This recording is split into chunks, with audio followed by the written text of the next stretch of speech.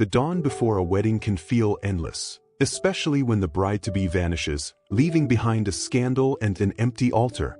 What happens when the chosen one flees, and the younger sister is forced to take her place? In a palace ruled by silences and condemning glances, Amalia Valdez will be pushed into marrying the powerful Duke of Villaclara, a man trapped between wounded pride and a past that still haunts him. Secrets long concealed, intrigues woven in the shadows, and an unexpected love will test everything they believe about duty and desire. From where are you listening to this story? Tell me what fascinates you most about period romances, and join me in this tale steeped in emotion, unforeseen twists, and impossible choices to forget. Villa de Almenars, Western Castile, 1832. Spring had just begun to perfume the Highland gardens, but in the Valdez mansion a bitter stillness reigned, as if the air itself held its breath in anticipation of an imminent humiliation. In the early hours of the third day before the arranged wedding to the Duke of Villaclara, Eleanor Valdez, the eldest daughter, had secretly fled. Her room lay empty, the sheets untouched, the window left ajar, letting in an icy wind that seemed to mock the family's honor. A crumpled sheet of paper on the dressing table, unsigned and without apology, was all she left behind. Dona Beatriz Valdez, the iron-willed matriarch with a cutting gaze, gathered the family without allowing tears or complaints. Her voice rang through the great hall like an unquestionable decree. There would be no scandal, no shame. The wedding would take place with the other daughter. Amalia, seated in the shadow of a column, barely lifted her face. Her lips trembled, not in surprise but in fear. Since childhood she had learned to remain unnoticed, but at that moment, she understood that her invisibility had come to an end. The Duke was notified of the escape just hours later.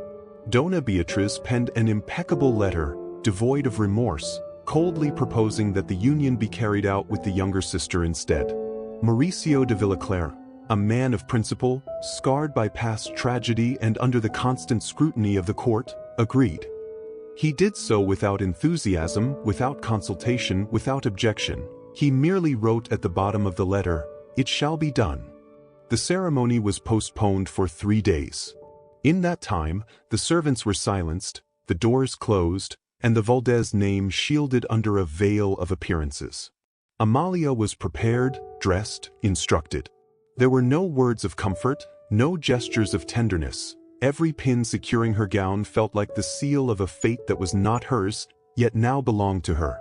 The bridal dress had not been made for her. It fit her perfectly, but it was not hers. The lace on the bodice bore Eleanor's initials, and the silk imported from Marseille gleamed under the light as if it still ignored that this wedding was no longer a promise of love, but the repair of an offense. The wedding day dawned gray, a thick mist shrouding the fields. The carriage that carried her to the palace of Villaclara rolled along solitary roads, with no witnesses, no cheers. Inside, Amalia sat upright, eyes fixed on her gloved hands, as if by looking at them she might find something that truly belonged to her. The palace rose like a fortress in the fog.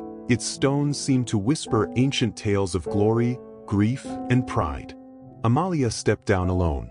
The door was opened by a stern-faced butler who led her, without a word, to the private chapel where the Duke awaited. Mauricio de Villaclara, in a flawless black tailcoat, was the very image of duty without affection. Tall, elegant, and grave of expression, he kept his gaze fixed on the altar. He showed no emotion upon seeing her arrive. Only the tension in his jaw betrayed his discomfort. She stopped beside him. They did not touch, they did not smile. On a side bench, wrapped in blue velvet, sat Clara, the Duke's daughter. The little girl, barely 6 years old, observed the scene with unsettling seriousness, her large eyes fixed on the figure of her new mother. The priest, visibly uneasy, began to pronounce the vows. His voice rose and faded against the stone walls. There were no witnesses, no flowers, no music. When the Duke took Amalia's hand, his fingers were cold but firm. She, on the other hand, could barely keep her trembling in check. The chill between them was as heavy as the incense hanging in the air. "I do," he said, his voice clear yet stripped of emotion. "I do," she repeated, almost in a whisper. The priest declared them husband and wife. Silence fell, absolute. Mauricio gave a slight bow and walked away without offering his arm. Clara followed him without a word.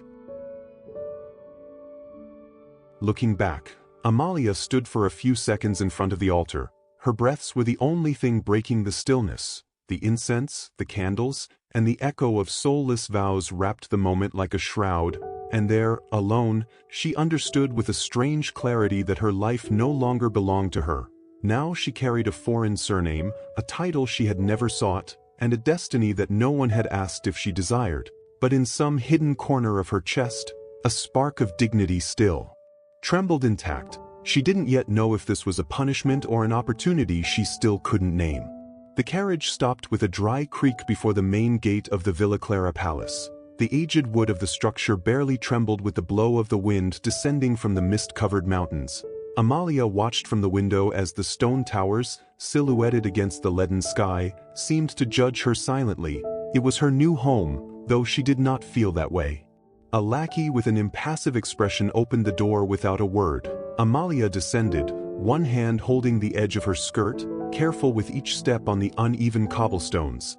No one came out to greet her, no one said her name. As she crossed the threshold, the air grew heavier, as if the house's past hung from the ceiling like an invisible veil. The walls, tall, clad in dark wood and worn tapestries, showed scenes faded by time. A faint scent of melted wax, dampness, and withered flowers filled every corner. The housekeeper, a woman with a sharp face and perpetually arched eyebrows, briefly gestured to show her the way to her chambers. There was no greeting or courtesy. The servants, dressed in strict dark uniforms, lowered their gaze when passing her as if afraid to meet her eyes. Some whispered behind doors, others simply vanished into the corridors like shadows. Amalia silently walked the corridors of her new prison. Every portrait hung seemed to watch her with suspicion. In some, ancient dukes stared at her from golden frames with distant solemnity. In one, a young and stunning woman dressed in ivory seemed about to speak. Her gaze was full of nostalgia and something else, something Amalia could not decipher. Her room was spacious, sober, lacking warmth. The heavy oak furniture had no unnecessary adornments. A high window let in pale light that failed to warm the interior. On a side table rested a porcelain vase with withered lilies. Amalia touched them carefully. Dust fell with a faint sigh. That afternoon she did not see the Duke. Not a word, not a gesture, not even a formal note.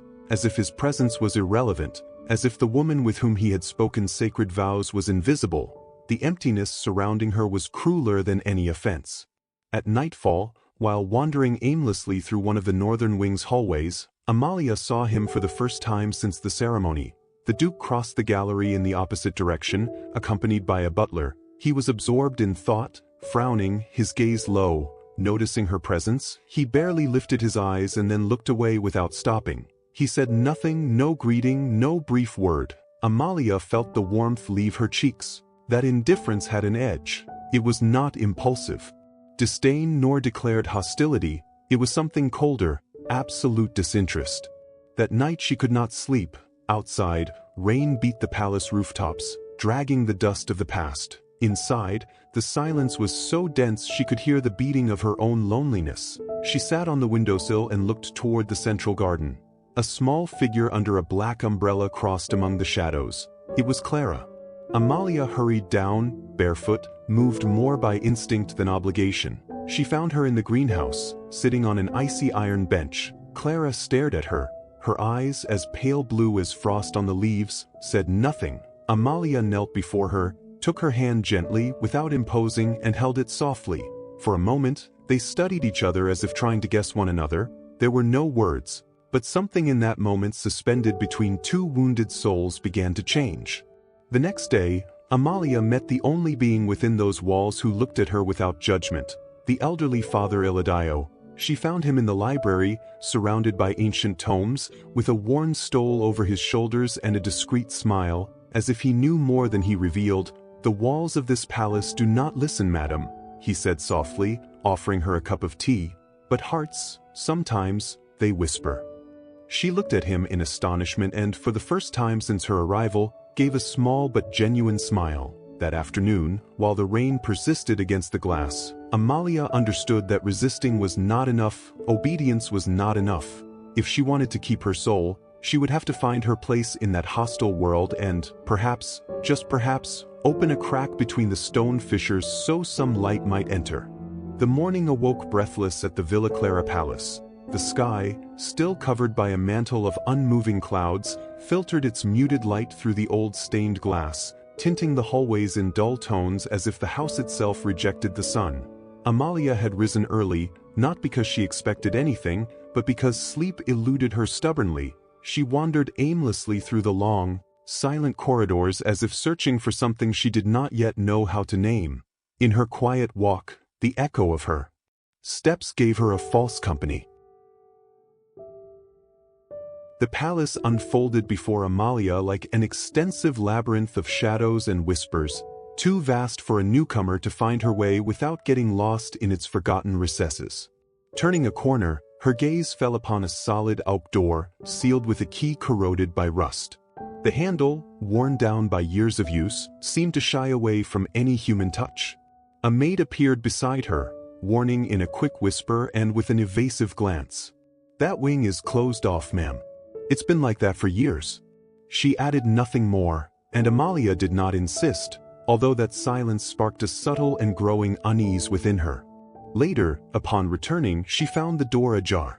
A cold breath escaped from inside, as if someone had been there just moments before. She pushed gently, and the creak of the hinges broke the stillness that dominated the place. Dust floated suspended in beams of light that timidly slipped in. It was a private room, perhaps a study abandoned by time. The curtains remained drawn, their fabric stained by dampness and neglect. To one side, a small tea table kept its embroidered cloth intact, though marked by the rings of empty glasses from decades ago. On the mantelpiece, a broken vase, carefully restored, displayed a deep crack that split it almost in two, like a fractured soul. In the most remote corner, beneath a heavy sheet, stood a large portrait. Amalia approached cautiously and removed the cloth.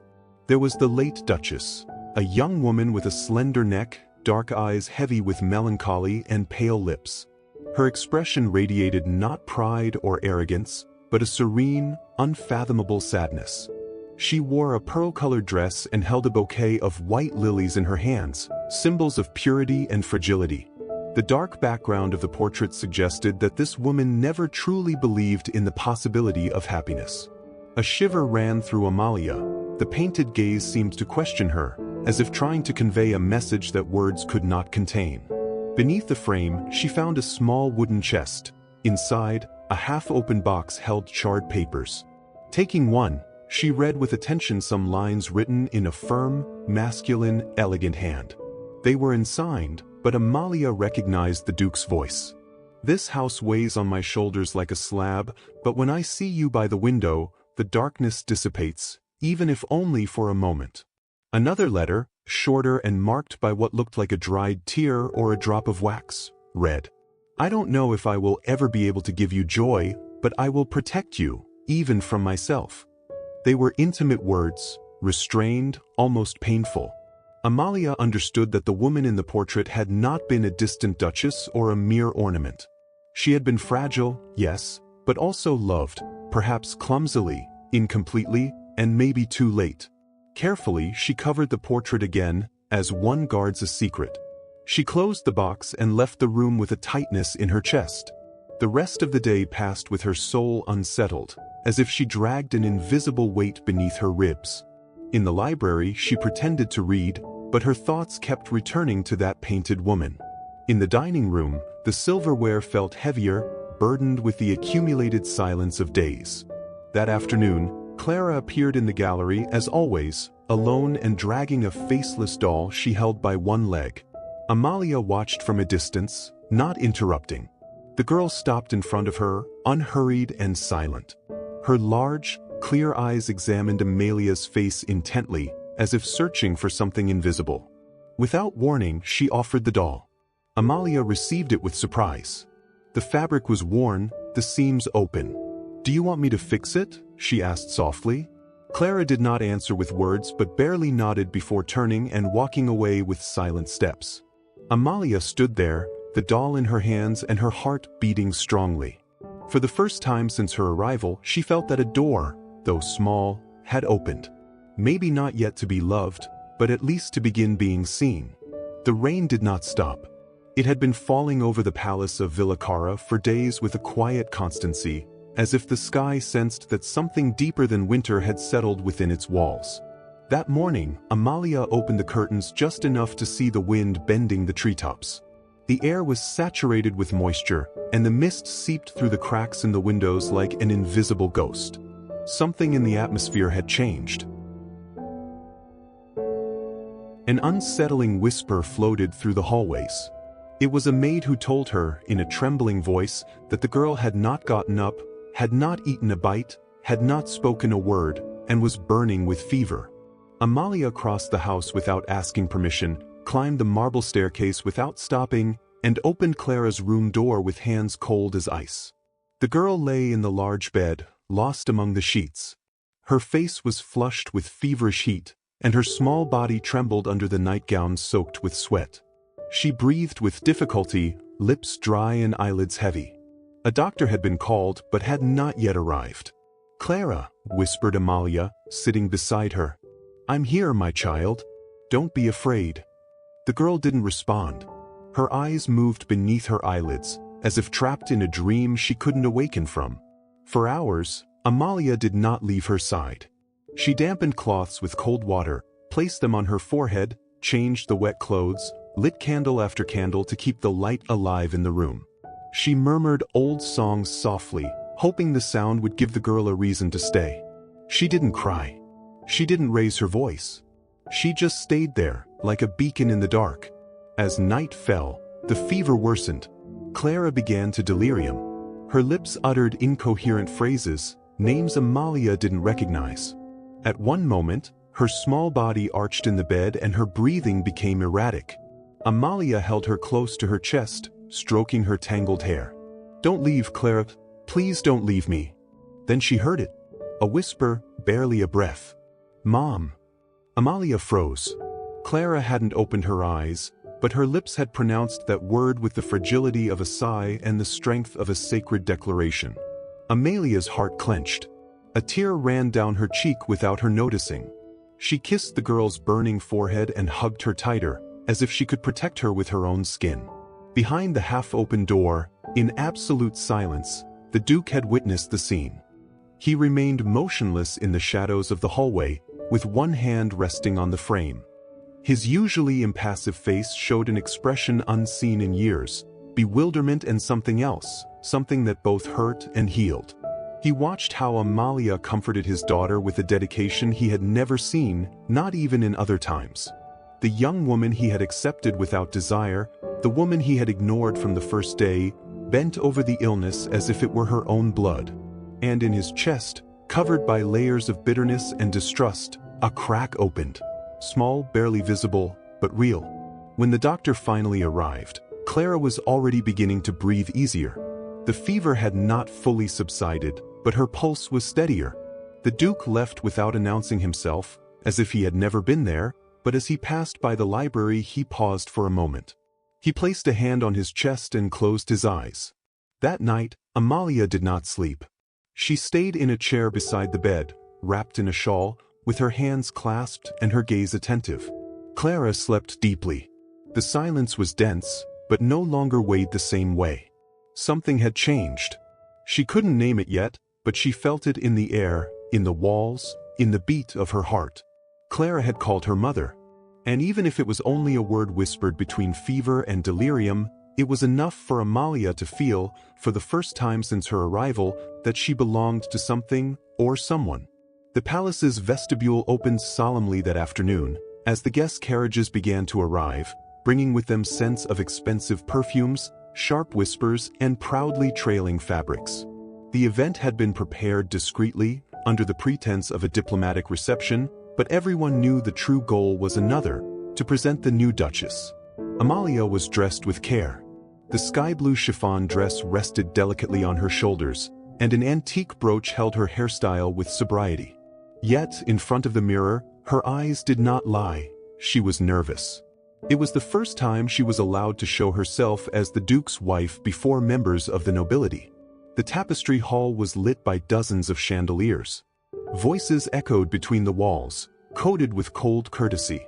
The Duke, as always, stood erect by the fireplace, impassive. His mere presence was enough to command respect, even without a word. Amalia descended slowly, resting her hand on the carved banister. Upon entering the hall, conversations hushed for a moment. A light murmur swept through the air like a brief gust. The new Duchess, the Marchioness of Aberzusa, was the first to approach. Tall, distinguished, wearing a burgundy velvet dress and a carefully cordial expression. Her gaze, however, was as sharp as the pins in her hair. "Duchess," she said with a slight nod, "how I regret not attending your wedding. I suppose it was rather sudden." Amalia held her gaze without wavering and smiled with the sweetness she had learned to use as a shield. "Life rarely grants us time to prepare as we wish, Marchioness." The woman raised an eyebrow and her smile tightened. "Oh, of course. Though I suspect not all of us aspire to the same kind of life. Some are privileged to be born destined for certain places, others simply end up occupying them." Amalia turned pale but did not respond. A sudden chill ran down her spine. The room, although crowded, seemed to fall into a denser silence. She searched for the Duke with her eyes. He was there, watching, but did not intervene. His expression remained unreadable, as if nothing had happened. That was the most piercing blow. The Marchioness withdrew with a barely feigned nod, and the murmur in the background grew again. Amalia stood still for a few moments, wishing she could melt into the walls. She clenched her fan tightly until the mother-of-pearl ribs creaked. Shortly after, pretending to feel unwell, she excused herself discreetly. She went up to her chambers, avoiding any gaze, with measured steps and a lump in her throat. Late that night, someone knocked at her door. It was not a maid, it was him. Mauricio was not wearing his formal coat. He stood soberly, hands clasped behind his back. "May I come in?" Amalia nodded without a word. He crossed the threshold and, for the first time since his arrival, seemed to hesitate. "What happened tonight with the Marchioness was inappropriate," he finally said. "I should have intervened." She did not look at him immediately. Her eyes remained fixed on the oil lamp swinging gently in the breeze. When she answered, her voice was low but firm. "I don't need you to protect me, Your Excellency, just not to ignore me." Mauricio fell silent. He took a few steps, stopping halfway between the door and her. "I don't know how to conduct myself with you," he admitted plainly. "None of this was planned. I didn't expect it to happen, but I also don't want you to feel abandoned here." Amalia turned toward him. For a moment, their eyes met. There was no challenge in her gaze, only a contained sadness that the Duke did not know how to decipher. "I felt lonely since I was a child," she murmured. "This isn't new." Mauricio seemed about to speak but held back. Instead, he gestured toward the window. "Would you accompany me to the gardens?" She looked at him in surprise and then nodded. The outside air was fresh, with a faint scent of honeysuckle. They walked side by side, not touching, following a gravel path that circled the pond. The lit street lamps left their silhouettes floating in the water's reflection. They didn't exchange many words, but in each pause, in every crunch of the gravel, something began to soften between them. An invisible layer of ice cracked, and when they returned to the palace, they were no longer exactly the same. They still didn't fully understand each other, they still didn't truly know one another, but they were no longer complete strangers. Spring was beginning to hint at itself in the gardens of the Villa Cara Palace. Several weeks had passed since the last encounter with the nobility, and although the flowers were slowly awakening, the air at court remained thick with whispers. The magnolias were in bloom, yes, but they could not dispel the feeling that something, or someone, was approaching like a shadow stretching at the end of the day. Dona Beatriz, faithful to her stubbornness, organized a reception at her Almenaraes residence with the clear purpose of restoring the prestige of the Valdez name. Eleonora's fall had left a crack in the family's reputation, and that crack had to be sealed with refinement, crystal glasses, and calculated smiles. Amalia was prepared with meticulous care.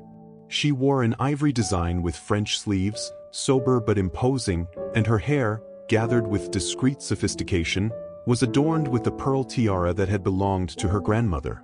Her hands, covered by delicate lace gloves, barely trembled as the last wisp of perfume was sprayed at the nape of her neck. Dona Beatriz presented her to the guests with a smile as rigid as the seams of her corset.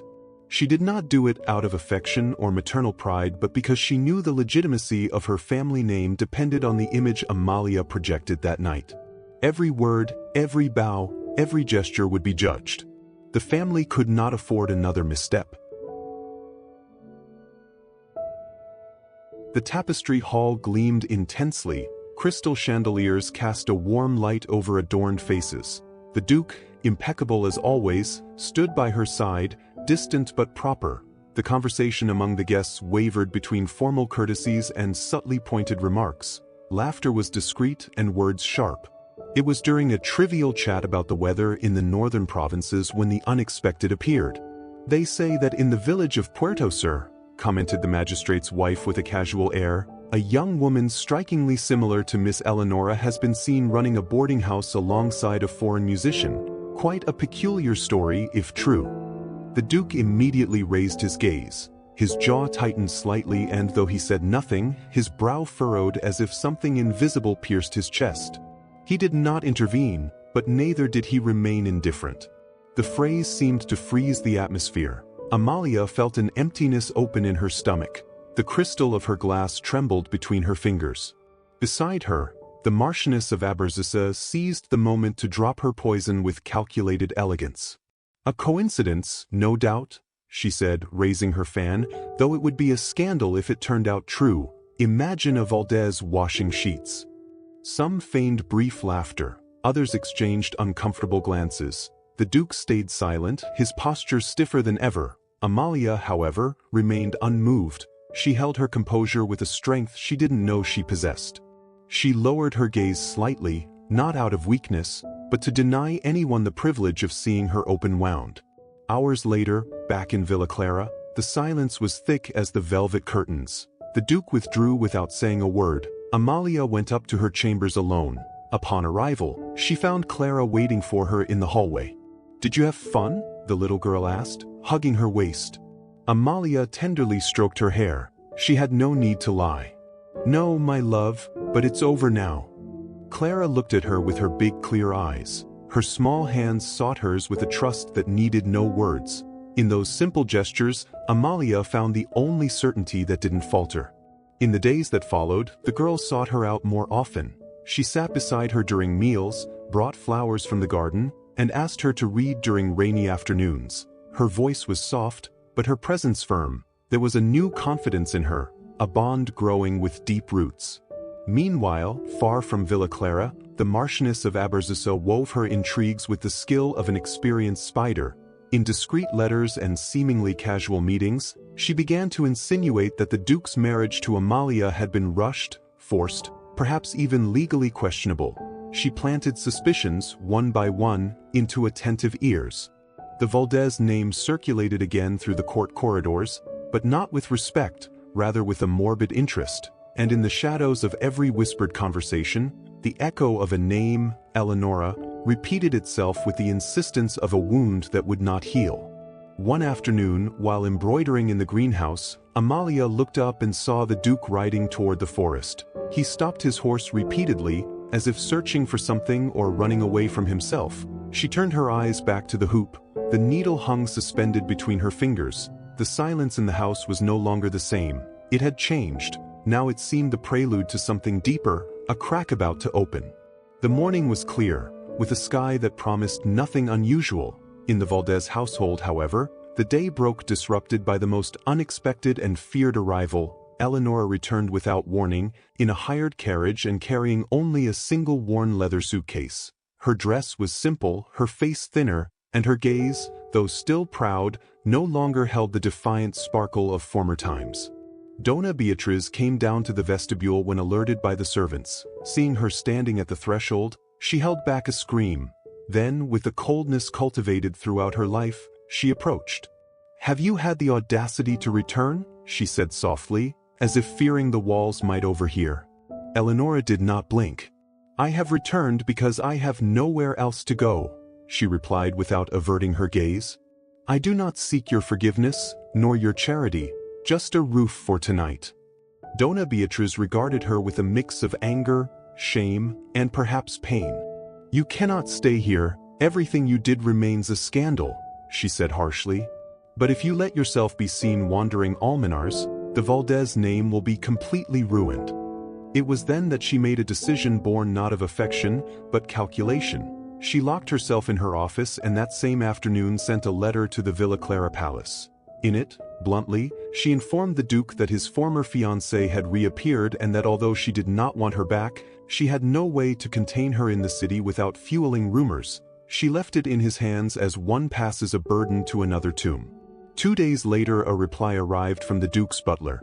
His Excellency would receive her only to hear her out, one single time. Amalia was informed by the housekeeper. She showed no reaction. She simply left the embroidery on the table and retired to her chambers. The chill she felt climbing the stairs was not from the marble, but from the certainty that what was about to happen would change everything, though she did not yet know in what way. Eleonora arrived at the palace at dusk, without escort and without fuss. She was led to a modest room next to the Duke's office. Amalia saw her arrive from a window on the upper floor. She did not go down. Mauricio appeared minutes later. His presence filled the room as if the marble itself rose with him. He was dressed soberly, without the formal coat of official events, but with the same severity that defined him. He stared at her for a long moment before speaking. "Have you dared to come back?" he finally asked. "I've made mistakes," she replied, "but that doesn't mean I deserve to starve on the streets. Your family name protected you more than it should have. And yours?" She retorted with a spark of what once was. "Didn't you want an obedient wife? Now you have one, Duke. Perfect, silent, submissive." Mauricio took a step forward. "My wife is a woman who stayed when you ran away. Don't speak to me about her purpose. Amalia has what you never had, courage." Eleonora was left speechless. In her eyes shone a contained rage and something deeper, humiliation. "I didn't come to beg," she said, her voice breaking. "I just need a place to stay for a few days." The Duke watched her for a moment longer, then turned to the butler. "Arrange for her to stay in the guest room of the East Wing, under watch. She will not attend formal meals, her presence will not be announced." And he left without looking back. That night, Amalia did not have dinner. She stayed in her chamber with Clara, quietly brushing the girl's curls. "Mom," she asked softly, "who is that lady here?" Amalia held back a sigh. She tenderly stroked her daughter's face. "She's just a visitor, dear, and soon she will leave." From the shadows of the hallway, a maid overheard those words, and by dawn the entire staff knew. And so, with a silent suitcase and a noisy past, Eleonora walked again through the halls of the palace she had left, unaware that doors can open, but memory does not always forgive. The days following Eleonora's return passed in a watchful silence, as if the entire palace was holding its breath. Her presence was not announced in the corridors. She did not descend to the dining room, nor share the garden or exchange words with the servants. Yet, everyone felt she was there. Amalia avoided seeing her, not out of fear, but out of self-respect. Her days passed with Clara, in reading lessons, short walks, and hours of sewing, but attention grew slowly inside her, like water building behind a dam, until a gray morning caught her in the library. Eleonora was standing by the window, holding a closed book. She wore one of the dresses they had given her, simple, without adornments. Upon seeing Amalia enter, she did not look away. "I didn't think you'd dare to come upstairs," she said in a dry tone. Amalia did not answer immediately. She approached the desk and placed a notebook on the table. Then, without turning, she spoke calmly. "I didn't come for you, just to return a book for Clara." Eleonora closed her eyes for a moment, as if her own words hurt her. "How did you do it, Amalia? How did you go from shadow to lady?" The question was not a compliment, but a reproach. Amalia finally looked at her, not with pride, but with a dignity she no longer needed to defend. "I didn't achieve it. I stayed. I cried in silence. I waited and when no one was looking, I built what you despised.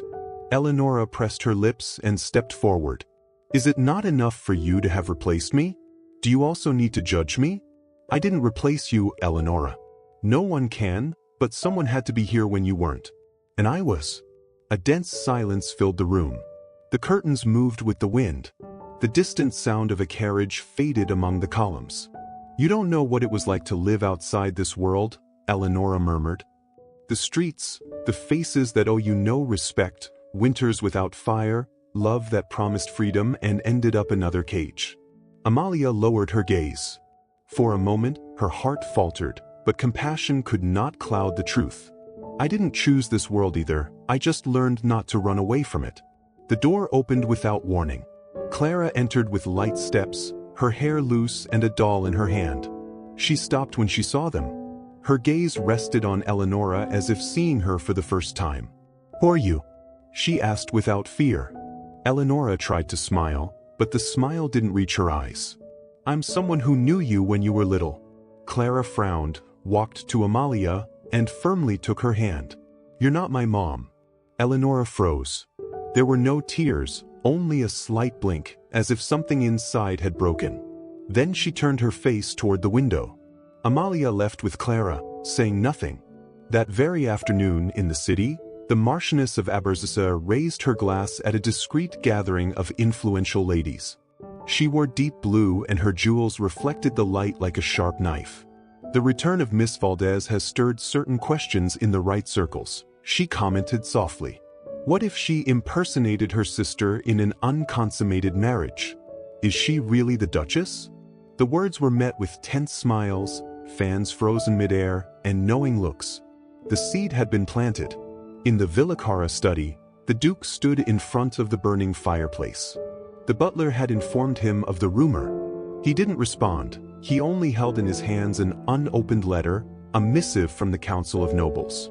On the back, his own seal. And for the first time, he understood that the silence he had maintained for months might be the most dangerous weapon against the woman who was learning day by day to claim her place without asking for it.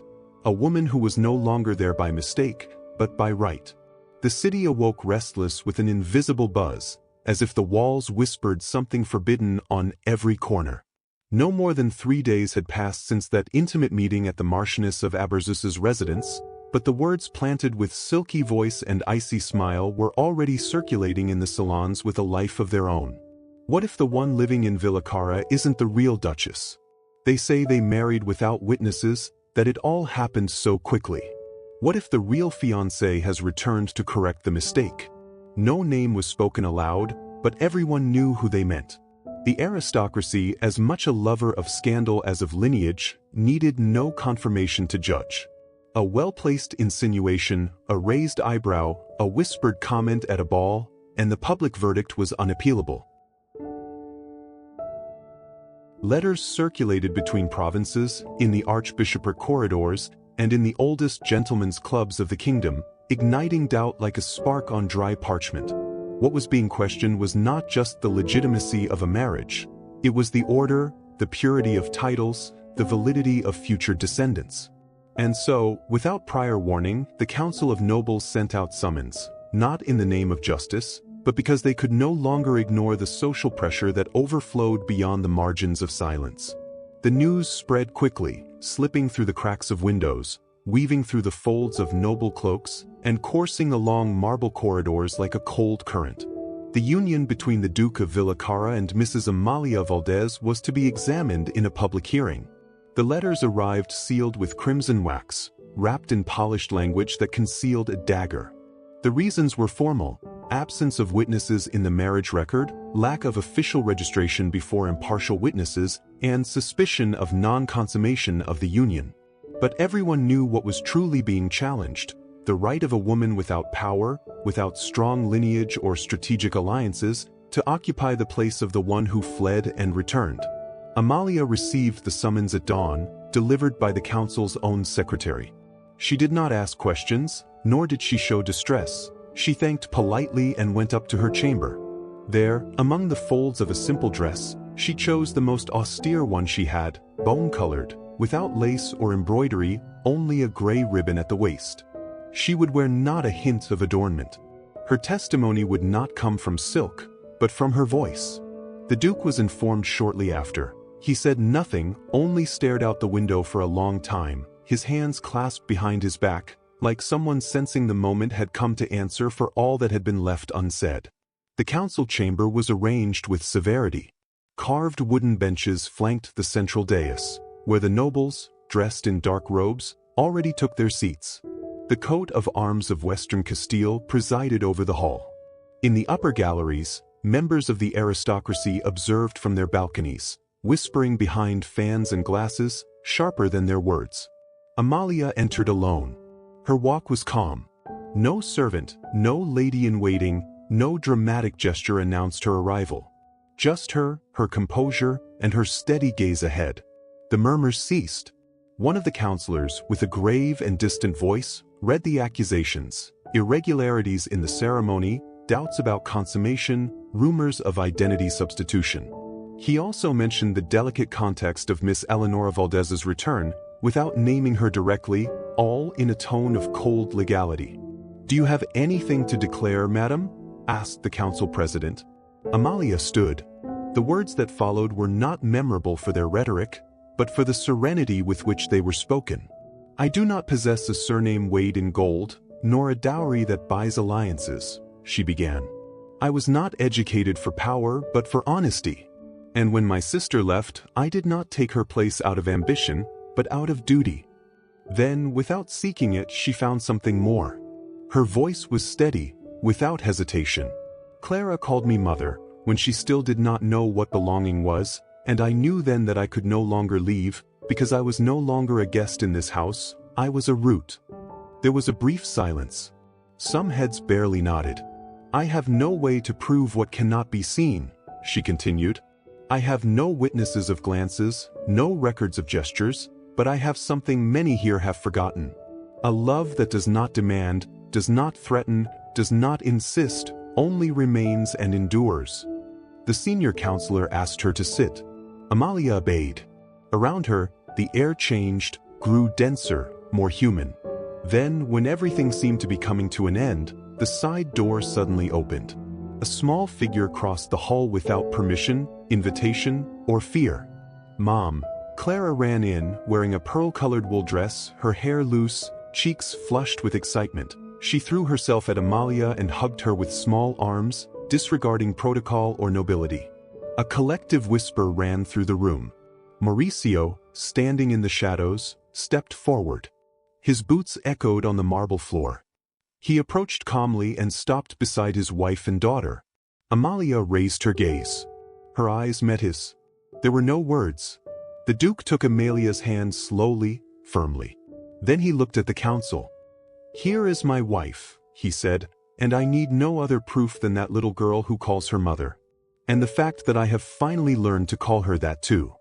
There were no objections, no more questions. And although the record still had to be written, sealed, and filed in that moment, before everyone, the Duchess of Villacara was recognized for her strength, for her voice, and for the love that, without asking permission, earned her name. Night fell over Villacara with a solemn strangeness, as if the very air knew that something was about to break or bloom. In the halls, the servants spoke in low voices and the candles burned more slowly, as if resisting the passage of time. No one knew what was happening behind closed doors, but everyone sensed that this night would not be like the others. Amalia was at her dressing table, still wearing the pale dress she had worn to the hearing. She hadn't changed, she couldn't. The simple, sturdy fabric seemed to hold the recent hours, as if its seams contained Clara's gaze, the Duke's hand, and the words she dared not speak. She combed her hair slowly, without looking into the mirror. A gentle knock on the door made her stop. She didn't ask who it was, she already knew. The Duke entered silently. He wore no insignia or coat, only a white shirt with an open collar, unpretentious. But his gaze was different. There was no arrogance, no coldness, no distance. There was something much more human and vulnerable. "May I stay for a few minutes?" he asked. She turned slowly. Her eyes held a stillness that was not calmness, but courage. If you speak from the heart, you may stay a lifetime. He didn't respond with words, only moved closer. And when he spoke, his voice sounded like that of a man who had finally stopped hiding behind his title. I have made many mistakes, but none as grave as not recognizing you in time. You and what you built in this place, where everyone, even I, saw you as a guest. Amalia swallowed hard. She had waited so long for this moment that now it seemed unreal. She didn't expect to be seen, she only wanted to stay. And you stayed even when I didn't know how to hold you, he said, even when I doubted everything except your kindness. Silence thickened. There was no music or grand words, only them. Mauricio raised a hand and gently placed it on Amalia's cheek. There was no urgency, no overwhelming passion, only a deep touch filled with respect, remorse, and tenderness. I love you, Amalia, he whispered, not for what you gave me, but for what you showed me about myself. She closed her eyes and for the first time embraced him without fear. What happened that night was not consummation, but consecration. They did not undress hastily, but carefully, as if every button, every garment that fell, every contained caress over so many days, was part of a silent rite. In the dim room, the shadows did not hide but revealed. Their bodies recognized each other with the same slowness with which they had been formed. There were no promises or vows, just a shared sigh, just the skin affirming what the soul already knew. At dawn, light entered like a golden veil through the half-open curtains. Amalia woke first. She was not alone. Mauricio still slept, his face serene, his hand extended toward where she had been. Amalia gazed at him for a moment that felt eternal. Then she rose, dressed in silence. Peeking into the hallway, a maid whispered unexpected news. Eleonora had left the palace during the night. She had gone without farewells, without letters, without noise, leaving only an empty room as witness. Amalia entered that room shortly after. Everything was in order, but the air felt empty. On the table lay a cracked mirror, the same one Eleonora had brought in her luggage when she arrived. Amalia took it in her hands, looked at it for a long time, then put it back where it was. Hours later, the Duke found on his desk a carefully folded letter with his name written in Amalia's firm handwriting. My dear Mauricio, this time I do not leave out of pain or fear. I leave because something is missing, not to continue with you, but to finish with myself. Eleonora has gone, but I cannot let her leave like this. I need to see her, not to claim, but to free us. I do not want her story to keep weighing on ours. I leave you my trust. Honor my promise to this home. My soul will always return to you. Amalia. The Duke kept the letter without a word. Then he walked to the window and looked toward the horizon. He gave no orders, only took a deep breath. And for the first time, he waited without fear, because now he knew love is not held back, only sustained when trusted. The cobbled alley was paved with uneven stones and ancient moss, as if every step Amalia took along that worn path brought her not only closer to her sister but also to an echo of herself that had not yet finished whispering. She wasn't sure she would find her there. A few days ago, one of the maids from the East Wing had quietly told her that Miss Eleonora had discreetly inquired about a boarding house on the outskirts. No one confirmed anything, but the rumor lingered in Amalia's memory. And now, with the name of a street on her lips and a throbbing intuition in her chest, she let herself be guided by something stronger than certainty, the need to close a chapter. The boarding house stood at the end of the path, modest, with withered flower boxes and curtains faded by the sun over the years. A woman opened the door, looking at her with some suspicion until she heard the name. She's in the room at the back, the one with the small window, she said. She's been bedridden for a week. Amalia climbed the stairs without hesitation, but with a silent heart. She carried a small handbag with an object wrapped in fine cloth inside.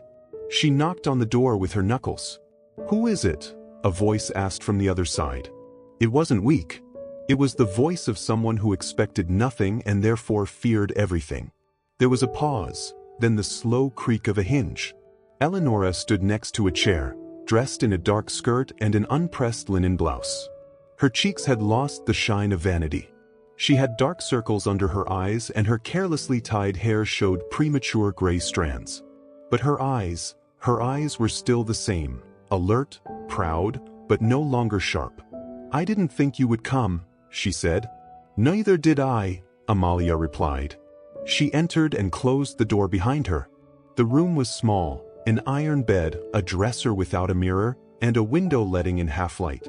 The air smelled of warm soup and hand-washed clothes. "How did you know where I was?" "I didn't know, I just asked with respect." Eleonora let out a brief laugh, without joy. "That's always been your strength, respect." They sat facing each other. Amalia did not rush. She hadn't come to demand anything. "I don't judge you," Eleonora finally said. "I didn't come for that. I just wanted to look at you, listen to you, and give you something." She carefully opened her handbag. She took out a small, beautifully framed portrait, where Clara appeared sitting by the piano, with a flower in her hair and a serene smile. She extended it toward her. "So you don't forget that you were a mother, even if you didn't know how to be one." Eleonora took it. Her fingers gripped it tightly. Her lips trembled slightly, but she did not cry. Tears were not something she was good at. "I thought love would make me free," she confessed softly, "but I confused passion with salvation and ended up alone." "Loneliness is not a punishment if you choose it," Amalia answered. "But if you still have strength to begin again, you can still do something with it." "Is that compassion or a challenge?" "It's the choice of a brave woman," Amalia said with gentle firmness. "You taught me not to lower my head, and believe it or not, I'm grateful for that." They remained silent. Then Amalia took out a small sealed envelope tied with blue ribbons. "There's something for you. It's help, not a debt. Use it as you wish, or tear it up if that gives you peace." Eleonora didn't take it. "I don't want money. Not anymore." "Then keep it as a symbol that someone believed in you, even if only once." Amalia stood up. There was nothing more to say. When she reached the door, Eleonora spoke without looking at her. "Would you like to know if I ever loved him?" "No," Amalia answered without turning around. "The important thing is that you don't love him anymore." And she left. The journey back was silent. The landscape seemed different, though the roads were the same. But something in Amalia's soul had lightened, not because she had won, but because she had let go. The carriage stopped in front of the palace at dusk. The sky was golden and the oak leaves shone like ancient coins. At the top of the steps, standing still, Mauricio awaited her. Amalia descended slowly. He didn't come down immediately. He waited to see her completely. She said nothing.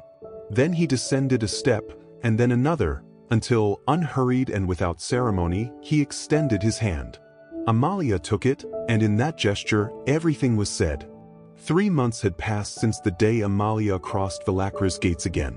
And although the walls were the same, they no longer held the same silence. The palace, once gloomy and solemn, now breathed with a different rhythm, more human, warmer, as if it had finally learned to beat in tune with the hearts of those who lived within it. The galleries, once silent, were now filled with light footsteps and restrained laughter. Clara ran through the halls without fear, reciting fragments of poems and asking questions with that voice that once was only a faint whisper. Now she spoke naturally, confidently, with a joy that seemed to spring from her very soul. In the inner garden, the rose bushes had bloomed again. It was early morning, and the sun, filtered through the tall branches, wove golden reflections over the freshly cut grass. In the midst of that carefully tended landscape, a small ceremony was being prepared. There weren't many guests, but each one represented a distinguished surname, a respected title, a name recorded in the annals of nobility. Amalia wore a blue dress, the sash. Her belly was beginning to show softly beneath the light fabric of her gown. She walked arm in arm with Mauricio, who didn't stop looking at her with a serene expression, as if he still couldn't believe that she, precisely she, had become the center of everything he had once dreamed of but never dared to ask for. The event was brief, but no less momentous for that. The Duke raised a glass before the attendees, his voice clear and deep, like the earth beneath him. "Today I do not celebrate a contract nor an alliance. Today I celebrate the woman who transformed this home, not with scandals or inherited titles, but with patience, dignity, and love. Her name is Amalia Valdez, and from this day forth, may no other name be more worthy of remembrance in this house. There was no thunderous applause, but a respectful, almost reverent silence. Some of those present lowered their gazes, others simply nodded, for even those who had once looked down on her knew deep down they had witnessed more than a proclamation. They had been witnesses to a rightful restoration. Later, in the library, the portrait was hung. It was a painting of soft strokes, warm light. Amalia appeared seated next to Clara, surrounded by a calm, intimate atmosphere. The girl rested her head on her mother's lap, and both smiled with a serenity that needed no explanation. There were no fineries, no crowns, no coats of arms, just a mother and daughter at peace. Amalia paused to contemplate it for a moment. Then she gently touched the lower corner of the frame with her fingertips, as if sealing with that gesture the story that had brought them there. That night, in the privacy of her desk, Amalia took paper and pen. Outside, the wind swayed the branches of the great oak, and the silence tasted of fulfillment. She wrote slowly, without rushing, as one wishes every word to come alive in the ink. To you, my little one growing inside me, you will not know me through statues or portraits, but through the gestures I left in the corners of this house. I grew up on the margins of others' decisions. I got used to silence, to having to give in without resistance. But there was a day when, without seeking it, love stopped before me, and I did not let it go. It was not born of burning desire nor grandiose words. It was born from the touch of a hand that did not ask, but waited. I will not tell you that loving is easy. I will only tell you that it is worth staying when everything invites you to run away. If someday you doubt your worth, remember this. True love is not always the one that makes noise, but the one that remains. And if someday you wonder about your name, remember that you carry one earned not by blood, but by choice. Your mother, Amalia. There was no further news of Eleonora. Some said she had left for abroad, that she took a ship to distant lands where no one knew her story.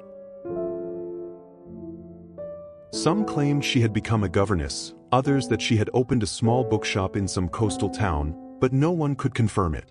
The only certain thing was that she no longer weighed upon them, nor upon the child, nor upon the love that had finally found its place. And so, in the heart of old Villa Cara, a name once silenced became unforgettable, not for the bloodline that preceded it, but for the light it emitted when spoken aloud. The calendar marked the beginning of a new spring, but in Villa Cara the air carried more than the scent of orange blossoms. There was a gentle whisper among the trees, a serene rhythm in the servants' movements, a different glow in rooms that had once been cold, as if time itself had finally learned to walk slowly within those walls. 5 years had passed since that morning when the Duke of Villa Cara pronounced his wife's name before all the nobility. Since then, many things had changed, some quietly, others with great resonance. Amalia walked through the gardens with a steady step. She wore a wide-brimmed hat, a light linen skirt, and a shawl embroidered by her own hands. Beside her, a boy with brown hair and deep eyes held a kite. His name was Lorenzo. He was 4.5, and already spoke with the same precision and tenderness as his mother. "Fly high, Mama," he said without taking his eyes off the sky. "It flies exactly where it should," she answered with a smile. "Not too close and not so far that it gets lost." From the balcony on the second floor, Mauricio watched them with a glass of wine in hand. There were a few new strands of gray at his temples, and a serenity he himself barely recognized. Sometimes he still wondered how he had come to deserve such a life, but he no longer doubted. He had learned that love is not measured by what one demands, but by what one can give in silence, without expecting an immediate reward. Claire, now 11, read aloud beneath the shade of the magnolia tree. Her diction was clear and her gaze bright. She resembled her biological mother only in the outline of her face. In everything else, in tenderness, in character, in the way she held a gaze, she was entirely Amalia's daughter. In the city, the Marchioness of Aberystwyth had fallen from grace. The same webs she had so cleverly woven began to trap her when the scandals she stirred ceased to be entertainment and became a threat. Young aristocratic women no longer admired her, and powerful men no longer feared her. She ended up confined to her estate in the south, surrounded by ancient tapestries, alone amid her own intrigues. No one visited her, not even those to whom she had once granted favors. As for Donna Beatrice, word spread that she had fallen ill shortly after Lorenzo's birth. Amalia traveled to Almenars with the boy in her arms and, though her mother could barely speak, a faint squeeze of her fingers was all she needed to understand that forgiveness sometimes arrives in silence. She died shortly after. In her will, written in trembling handwriting, she had left these words: "Amalia is the only one who bore with honor the name I believed I was protecting." From Eleonora, not even a letter arrived. Yet one day, a merchant brought a book from Lisbon with a dedication written on the first page.